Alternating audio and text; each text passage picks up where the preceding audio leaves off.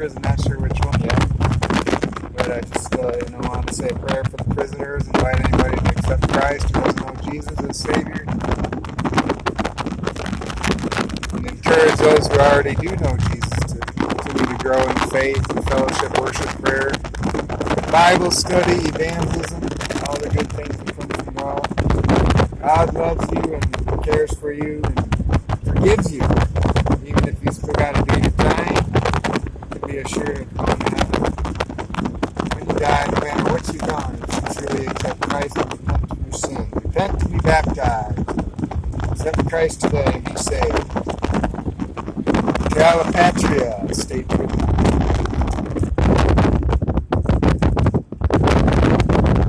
We're praying for you out here. God bless you.